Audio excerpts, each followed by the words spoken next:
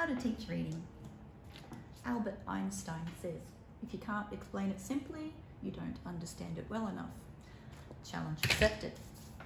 Well, reading involves 4 things. 1, listening skills. 2, looking skills. 3, playing with a book. And 4, sight word practice. This is my most important skill here. It's the one that involves no looking, no reading, but listening and manipulating sounds. So, to make this clear, what I'm saying is a child should be able to change around the sounds in a word. So start with cat. Say the word cat, cat, take off the first sound. What have you left with? What are you left with? At. Put in a b, what have you got? Bat. Get rid of the middle sound in bat. Put in an ot instead. What have you got? Bot. Okay. Now with the word bot, take off the last sound. What are you left with? Bot. Put a g on the end. Bog. And that is changing around and manipulating sounds. It's the most essential part of reading. If a child can't do that, there's no point with any of the other stuff.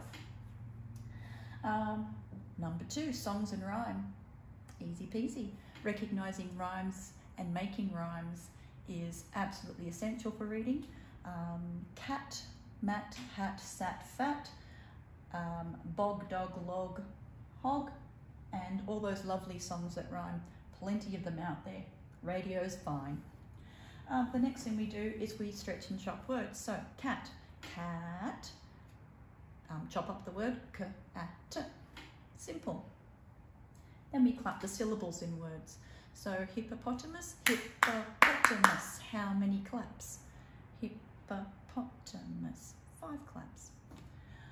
All right, the next part is, once your child is good at phonemic awareness, it's a skill that once it's learned, you never have to do it again.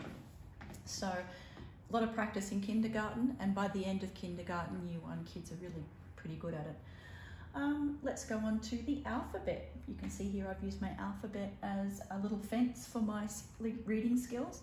Children need to know the letter name and sound. There's a fabulous phonics video on YouTube.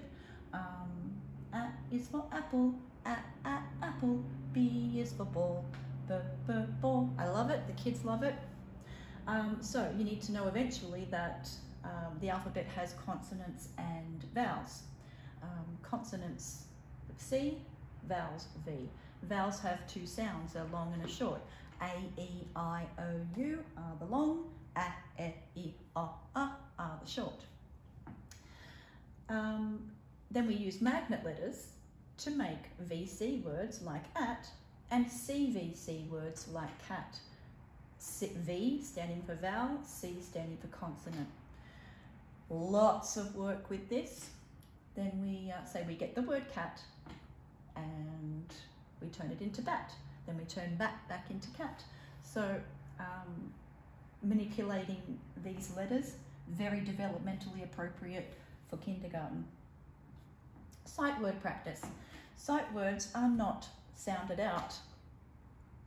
It doesn't feel natural, but it's true. Like you can see here, the word in is quite easy to sound out, but we keep it as a sight word because it's so frequent in books, and the children end up just seeing it as a shape. In fact, all of these words end up just being seen as a shape, like a circle or a square. That's the word and, that's the word was, and they just know it. It's not a sounding out thing. Sight words are really important because if the child was to sound out this word here, they'd go was, and not was. English is quite a varied and difficult language to learn. So then we get to reading leveled books. Now, they start out super simple. That's so the children can gain confidence, so that they can learn to point to each word, one point, which is here somewhere, 1 finger point per word. And then they learn to move across and go to the next line. That's called a return sweep. The children are looking for their sight words in their leveled readers. They need to notice those sight words, and they will, and they'll tell you about it. The books are very repetitive, so the children feel safe. As the levels go up, so does the complexity, but the children get used to that, and they have skills that they've learned from previous levels that they can apply to those new higher levels. So they might get to a word, let's say it's dog, and they haven't seen it before, and they can use those skills they've learned up here in the letter names and sound to have a go at decoding that. So they'll go, ooh, d-o-g, d-o-g, dog, and they'll use these strategies down here. So we're looking at the pictures for clues. You'll notice a child spending a lot of time looking at the picture before they even start to read, and that is a wonderful thing. If a child gets stuck on a word, just give it to them. It's fine. If you want to read the whole thing first, do it. It will make them feel safe.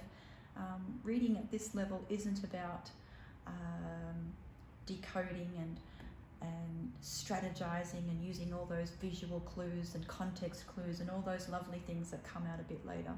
Reading at this level is all about confidence, repetition, and getting towards a little bit of fluency when they practice it 2 or 3 times. And so this is how to teach reading. Good luck.